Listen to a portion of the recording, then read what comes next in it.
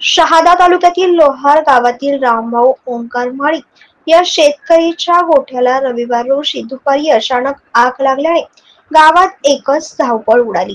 Sarpanch, police Patil तसेच ग्रामस्थांच्या मदतीने तब्बल 2 ते 3 तासात आग आटोक्यात आणण्यात आली.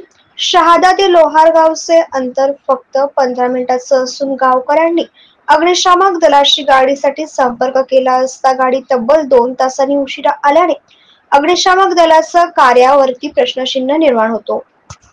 तोपर्यंत गावकऱ्यांनी आग आटोक्यात आणली होती. अग्निशामक दलाची गाडी फक्त अर्धीच भरलेली होती आणि अग्निशामक गाडी उशिरा आल्याने गावातील नागरिकांनी रोष व्यक्त केला. यात जीवितहानी झाली असती तर यास जबाबदार कोण असा आरोप करून गावकऱ्यांनी प्रशासनाला जाब विचारला आहे. आगीत गोठ्यात बांधलेल्या 2 म्हशी गंभीर जखमी झाल्या असून त्यांची प्रकृती चिंताजनक आहे. या आगीत पाईप तसेच शेती उपयोगी साहित्य जळून खाक झाले. गोठ्याच्या शेजारील विनोद सरदार पवार, कैलास सरदार पवार यांच्या घरालाही आग लागल्याने त्यांचेही लाखो रुपयांचे नुकसान झाले आहे.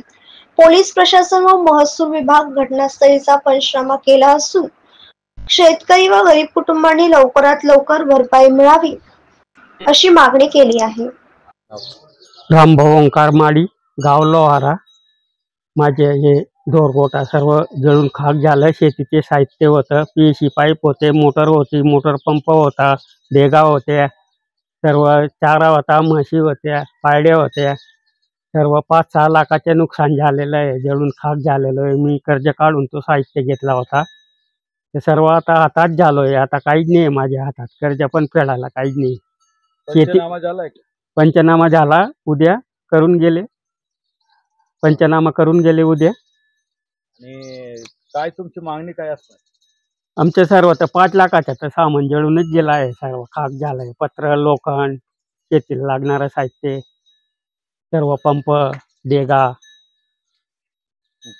तर मला लवकरात लवकर तात्काळ निधी भेटायला पाहिजे सरकारकडून. तेव्हा नाही तर मला आता तर फाशी घ्यायची पाय आली आहे. माझ्या हातात काहीच नाही राहिलंय. आग कशामुळे लागली होती? आग कशामुळे लागली तेच माहिती नाही. आम्ही घरात होतो तेवढ्यातच आग धरून घेतली.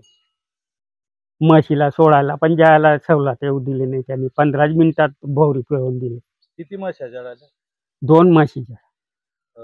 दोघंची आता कशी प्रकृती? काय नाही, जेमते मजेत त्या. एक दिवस काढता का नाही काढता. डॉक्टर पण वापस चालला गेला. म्हशींचं पण नुकसान झालं? नुकसानच आहे ना म्हशीचं.